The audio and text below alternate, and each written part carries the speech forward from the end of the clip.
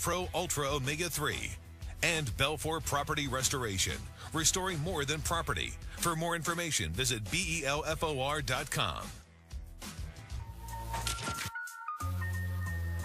Reed's alone. The snap, the slant, Jordan Reed, touchdown! Touchdown Redskins, they take the lead! I cannot believe if you're Tampa Bay, you leave Jordan Reed alone with man-to-man coverage outside. Beat you again on another slant. Take the lead with 24 seconds to go. You like that? You like that? I love Fired Up, Kirk, and so does our guest, wide receiver for the Washington Redskins. In his 8th year in the NFL, in 2013, he broke the Redskins' all-time franchise record for receptions in a single season with 113 catches. We welcome to the desk Pierre Garcon. You were feeling that after that comeback win, seeing your quarterback go nuts. I like it. I like it a lot. Yeah, thank you so much for being here with us. We appreciate it. I like you representing Haiti there. Thank you. And making time on your bye week. But let's just get right into it, okay? Yes. How are your Redskins going to finish? You know, right now we're heading in the right direction. We're happy about, you know, the last two-minute drives that we had in this season, but we have to play 60 minutes. But we're on the right path to, you know, to keep getting better. Okay, I'll let the guys get in. Pierre Garcon. Yes, sir. Now you know I like you, bro, but you just said something that just kind of rubbed me the wrong way. What's that? You said y'all are moving in the right direction. Oh yes, oh yes. Y'all haven't won 2 straight games yet. You know, we just gotta win the divisional games. We're trying to put back-to-back games, but that is something that we're working on. We definitely have to put, you know, back-to-back games to keep moving in the right directions. But we got our 2-minute drill down pack. We just have to play 60 minutes. Can you please tell me how confident you all are in Kirk Cousins? I mean, this is Kirk Cousins that we're talking about here. We know your coach believes in him. I want to know, when you think about him, do you think hope or do you think expectation? Oh, no, we love Kirk. We love Kirk because he's actually done the hard part. You know, when games on the line, he's come through and finished the games for us. But, you know, we just, as a team, have to help him the first, 58 minutes of the game to not put it all on him on the last 2-minute drives of every game, or, you know, every, you know, time we're trying to finish a game out. But he's done the hard part, finishing games out. We just have to play better the first 3 quarters. So, Pierre, help me out here. Yes, sir. Speaking of Kirk Cousins, please explain to me how your head coach, Jay Gruden, can be so publicly over-the-top supportive of Kirk Cousins, while all last year he was so publicly hypercritical of Robert Griffin III. Oh, we got to support who's ever our quarterback. You know, I don't think it was critical of Robert. It's things that we just need to fix. Things we need to work on, and you know, you just got to continue to work on those things and make them better. But it's not, you know, publicly criticize them or going against them. It's just something we got to work on. It all depends on how you look at things and how you take things in. But if the coach say I need to do something better to the public, you know, I just need to do it better as a player, and I need to fix it and do what he wants, because he's the coach and he's going to guide us to where we need to be. Okay, but Pierre, wouldn't you agree that he was very critical last year of Robert? Living in D.C., everybody's critical, especially when you're not winning games. You know, that's how it is. When you're winning games, everybody say you're doing everything amazing, but when you're losing, everything gets brought down to the microscope to what you could have done better. But it's part of football. You know, at the end of the day, it's about winning games. If you win games, everything else will take care of itself. I'm wondering how much support does RG3 have? And I know he's not playing. Kirk Cousins is your quarterback. But a lot of people look at it, and the lack of support that he has received isn't just from Redskin faithful. It appears to be emanating, at least to some degree, from that locker room. How legitimate is that? Because it's been talked about in D.C. and beyond the nation's capital as well, about teammates not supporting RG3. Talk to me about that. I wouldn't agree on that at all, because in the locker room, there's always there's always players that goes through things. You always support your guys. There's one moment you're going to be up, one moment you're going to be down. You know, we're all trying to accomplish the same goal. Robert knows I support him. I support anybody that plays quarterback who's trying to get us the ball to accomplish the same goal, is to get the ball into the end zone and score touchdowns and get victories. We support whoever's on the field, because at any moment, anybody can be put in that position. So it's not anything against Robert. We support all our players on our team, because everybody's on the team for one goal, is to win. No matter if you're, the last man to get picked on the team or the first guy on the team, we're all after one goal, and everybody's equal once we're out there on the field on Sundays. And I just want to make sure to double check this, because I asked you earlier. I'm going to give you a second chance. I used the word hope, and I used the word expectation, and I'm wondering, what is it that y'all feel when it comes to Kirk Cousins behind center? Are you telling me that y'all are that confident in Kirk Cousins that you believe this guy is the quarterback to take y'all to the promised land? Is that what you're saying? Oh, yeah, we're expecting Kirk to keep getting better. Like I said, he's done the hard part by getting us through games in the 2-minute drills. We're definitely expecting us now to do better in the first 3 quarters of the game. We're just expecting them to keep getting better and better. And that's what happens when you have experience. Kirk is experienced now. He has a little bit more games under his belt, and he's learning every day and trying to continue to get better every day. And we expect him to continue to get better. Does that mean you're expecting him to win? Oh, of course. Of course. When you go out there, you play to win. You're not going out there just to run the clock. You're expected to win. You're expected to do well. And as a professional, that's what you expect for yourself and expect from your teammates, because that's why we're in this league. All right. Okay.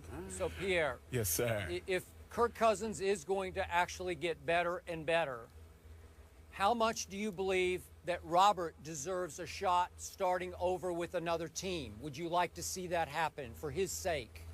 It's hard to say if you want him to start over with another team. Robert, was the quarterback of the Redskins. He came into D.C. Sometimes, things don't work out well, but Robert is still working hard after practice, during practice, and still trying to be prepared for whenever his number is called. You never know what's going to happen, but he's still working hard to be prepared for if anything happens, that he's available to keep the ball rolling and keep us going in the right direction. I know you're not the head coach, but I'm going to ask you this question anyway. How do you feel about the fact that y'all have got like the 21st ranked rushing attack? I think the combination of Alfred Morris with Matt Jones can be pretty formidable. I think that can make things considerably easier for Kirk Cousins, which could ultimately assist with him being even more effective. I don't mean to knock Kirk, because he has completed 68% of his passes, and he deserves a lot of credit for that, in all honesty. But I'm wondering, do you guys feel like you can and should run the football a little bit more than you've been doing, and that your rushing attack should be a little bit better? Oh, no, we've been known to rush the ball with Alfred and Matt Jones. Those guys do a very good job. But after a while, defenses are just bringing in 8 and 9 guys in the box. And no matter what game plan you do for a rushing attack, it's one man with the ball and 9 guys going after him. It's going to be hard to break all those tackles. We just have to be more of a threat in the passing game for them to respect our passing game and take guys out of the box, so we can continue to get Alfred and Matt to get those holes against those defenses. Well, let me finish. I got another one. Yes, sir. How satisfied? I'm sorry, I was giving Skip a chance to chime in there, but I appreciate the pause, so it allows me to ask this question. How satisfied are you with the number of touches that you're getting? I think you got about 37 receptions on this year. Could you be getting the football more, Pierre Garcon? Well, as a player, as a receiver, you never get enough balls, but it's about the team. It's not about myself and what I want personally. It's about winning games. I'm happy that we're winning games. I think we won more games than we won last year, or close to winning more games than we won last year. So we're moving in the right direction. But when I do get an opportunity to get the ball, I make sure everybody knows I'm giving it my all and getting as most yards as possible as I can. Skip, go ahead, because Pierre Garcon, boy, listen, man, he sounds like, he's in the nation's capital for a reason. Your answers are beautiful. You sound like a politician. I got to give it to you. You're in the right place, the nation's capital. You running for office? Skip, go ahead, man. Go ahead, Skip. Yeah. Pierre is evasive and hard to tackle. We know that. We've watched him a lot. Now we see it right here. I'm not mad at you. Okay. I'm not mad at you at all. All right, let's try one other direction here. Other than your Redskins, who is the best team in the NFC East? Well, right now, like today was right now, say, is without the Redskins or with the Redskins? You said without the Redskins. No Redskins. No, just who else? There are 3 other choices, obviously. The Eagles are playing well. They beat the Giants. The Giants beat us. The Cowboys are hurting without Romo and Dez. So right now, I guess you'd say it's a toss-up between... I can help you if you need it. The Eagles beat the Giants last. I'll say the Eagles. Oh. And we beat the Eagles. So that put the Eagles! So, Wait. But the Giants We actually have an answer. We have an answer. I said the Eagles. We have the Eagles. I said the Eagles. The Eagles are better than the Giants and the Cowboys. Oh. Wow. What do you think about that, Stephen A? Well, I don't have a problem with that position, because the reason why he picked the Eagles is because they beat the Eagles. So because they beat the Eagles, if you call the Eagles the best team in the NFC East besides the Redskins, then you're acknowledging that the Redskins is who you believe to be the best team in the division, because you beat who you call the best team in the East. I get all of that. I get all that. It's not that puzzling, Skip Bayless. Stay with us. Stay with us. Here's the deal, Pierre. Yeah. I mean, you know, I don't know if guys are ever asked this question, but damn it, I'm going to ask it. How happy are you, if at all, that a Romo, a Des Bryant is out? I'm certainly not accusing you or any other player of wishing injury upon another player. Please don't get me wrong. The question is basically a fun-filled question. I'm just wondering, when they're out, do you have any sympathy or any empathy for them because they're losing without two of their horses? Or do you sit there and say, that's their problem? I'm totally cool with it because it helps us. What's the attitude of the opposition in that regard? Like you say, you never want another player in the NFL to get hurt or play injured or, you know, to hurt their career. But Romo and Dez being out, you know, we have injuries too. But, you know, we're not happy that they're injured, but we're okay with them losing games and, you know, making it a little bit easier on us to win the division, to make a run at the playoff and keep moving forward. But we have injuries too that we're dealing with. Everybody has injuries, but it's part of the game. It's just how you respond to it and how your team move forward with it. So, Pierre, I got one last question for you. I read these stats early this morning, and they startled me. They astonished me. Do you realize within your division, the Eagles lead the NFL in takeaways with 19? Do you realize the Giants lead the NFL in turnover ratio at +10? And my Dallas Cowboys are at the very bottom of the NFL in turnover ratio, -9. What does that tell you? Put that in some perspective for me. You said the Eagles lead the league in takeaways? In takeaways, yeah, and the Giants lead in turnover ratio. They're a +10.